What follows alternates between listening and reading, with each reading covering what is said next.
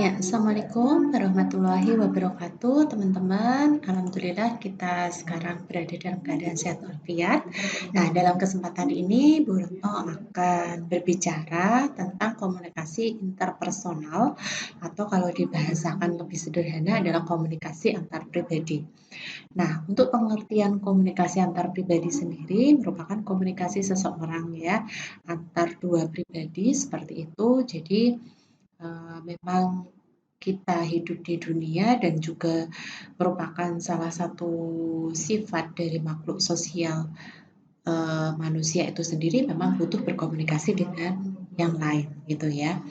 Nah, untuk menurut para ahli di sini ada beberapa definisi atau pengertian penjelasan tentang komunikasi interpersonal yaitu menurut Devito merupakan memiliki hubungan terhubungkan dengan beberapa cara lalu menyampaikan pesan. Sedangkan menurut Mulyana adalah tatap muka gitu ya, pesertanya menangkap reaksi orang lain secara langsung gitu. Jadi di sini ada beberapa pengertian atau definisi. Nah, kalau saya menurut pribadi interpersonal gitu ya antar orang. Nah, sebenarnya lebih condong ini, cuma sebenarnya zaman sekarang tidak harus tatap muka juga ya, misalkan kita telepon atau apa itu kan responnya juga secara langsung.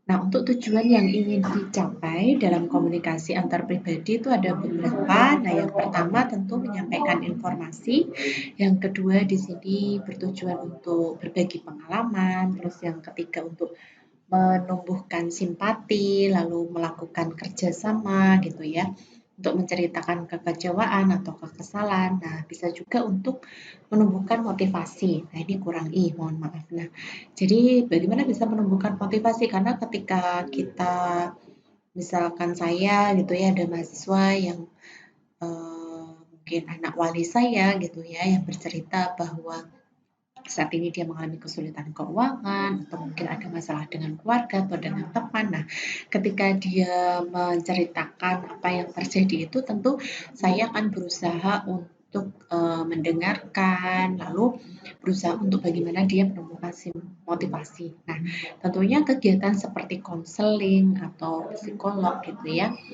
terus komunikasi secara langsung. Nah, itu biasanya memang lebih kelihatan dampaknya gitu ya, karena ketika kita mengkoordinir suatu kerjaan pun terkadang via WA atau via telepon, via email gitu ya, terkadang ada beberapa hal yang akan lebih cair ketika kita bertemu secara langsung gitu ya, kita berkomunikasi secara langsung menyampaikan, oh jadi maksud kerjasama dari kita adalah A, B, C, D.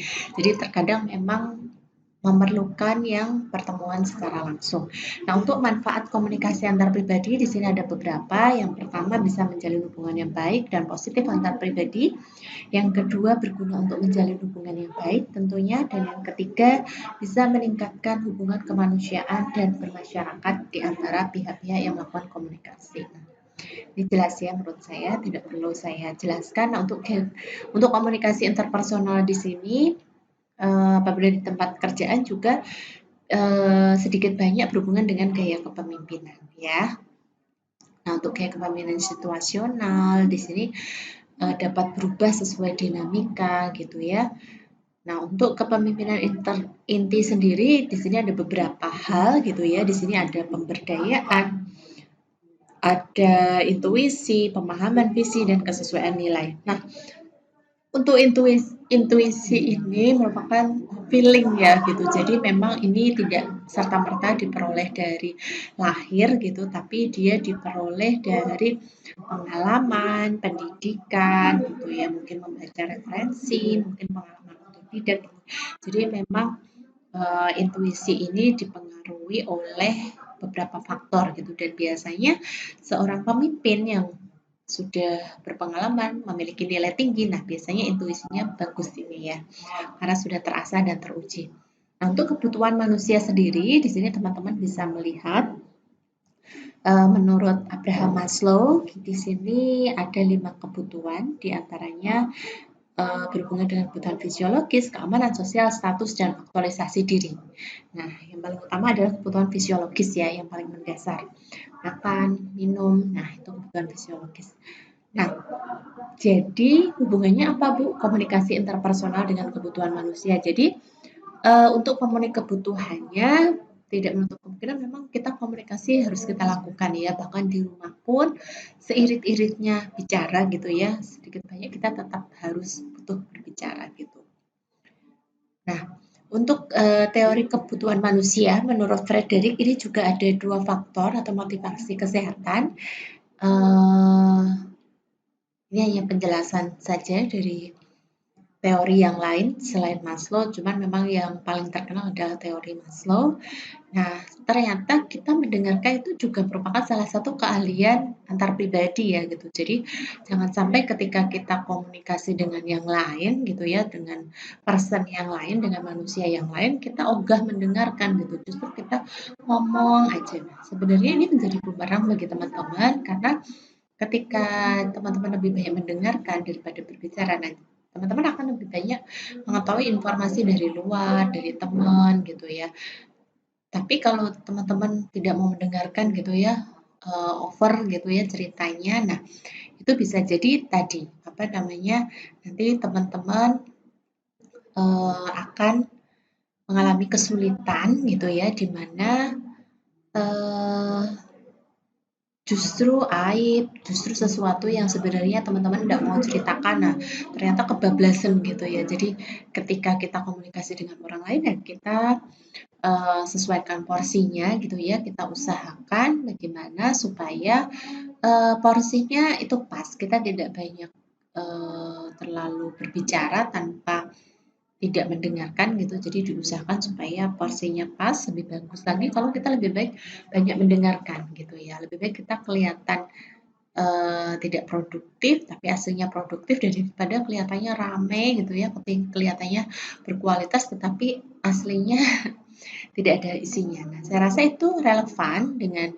peribahasa yang sering kita dengar ya, air beriak tanda tak dalam, air tenang menghanyutkan. Nah, itu masing-masing dari teman-teman sekalian bisa mengevaluasi diri sendiri gitu ya. Nah, ini di sini ternyata kita juga bisa melihat bahwa pendengar yang efektif ternyata memiliki dampak yang banyak ya. Jadi pendengar yang baik akan disukai oleh banyak orang, kinerja prestasi karyawan meningkat, umpan balik akurat gitu ya. Terus terhindar dari miscommunication karena kita tidak banyak ngomong gitu ya. Pendengar yang baik juga bisa memisahkan mana yang gosip, mana yang fakta. Terus pendengar yang baik juga cenderung terbuka dengan ide-ide baru dari pihak lain sehingga mendorong perkembangan kreativitas. Nah, ini sudah selesai untuk pembahasan dari saya. Nah, ini sedikit banyak saya mau menambahi nih ya. Nah, untuk kelompok yang interpersonal gitu ya. Nah, ini untuk kelompok yang maju sudah saya baca sekilas. Nah, isinya bagus gitu ya. Cuman satu hal yang saya koreksi mungkin diperhatikan pewarnaan hurufnya ya gitu. Jadi kalau warna terang ya hurufnya diusahakan jangan warna terang gitu ya. Jadi mungkin lebih gelap gitu ya. Jadi kecuali di sini misalkan dia abu-abu tua gitu ya backgroundnya, nah jangan pakai warna ini bisa. Tapi kalau ini abu-abu muda, ini warnanya juga muda, nah ini kurang pas. Seperti itu yang mau saya tambahkan. Terima kasih atas perhatiannya gitu ya. Sampai jumpa di pembahasan-pembahasan selanjutnya. Saya akhiri. Assalamualaikum warahmatullahi wabarakatuh. Terima kasih.